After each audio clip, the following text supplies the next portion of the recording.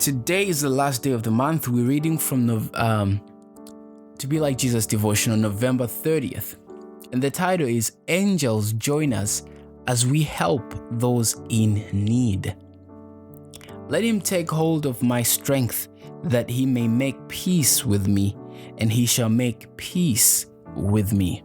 Or let him take hold of my strength, that he may make peace with me, and he shall make peace with me. There are many who err, and who feel their shame and their folly.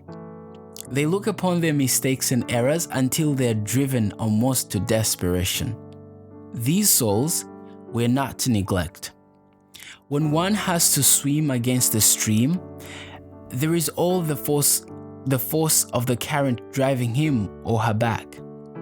Let a helping hand then be held out, as was the elder brother's hand to the sinking Peter. Speak hopeful words that will establish confidence and awaken love. Thy brother and sister, sick in spirit, need thee, as thou thyself hast needed their love.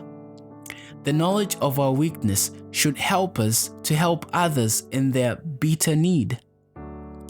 Never should we pass by one suffering soul without seeking to impart the comfort wherewith we are comforted of God.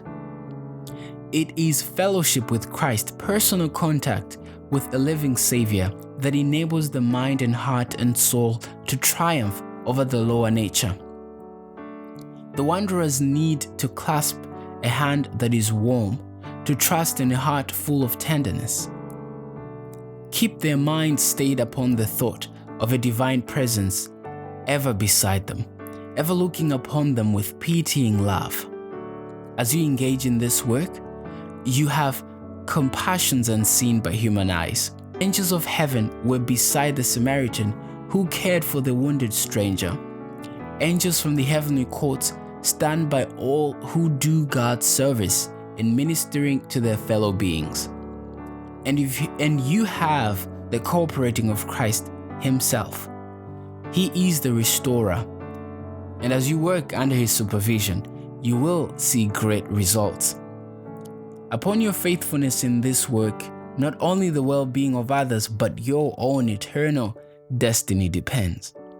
Christ is seeking to uplift all who will be lifted to companionship with himself, that we may be one with him as he is one with the Father.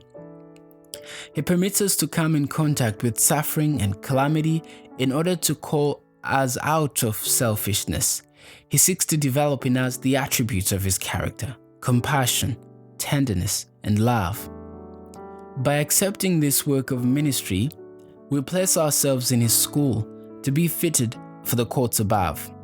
Christ's Object Lessons, page 387 and 389.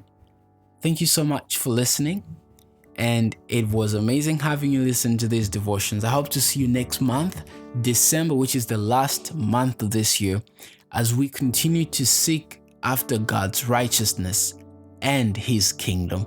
Thank you, and see you then.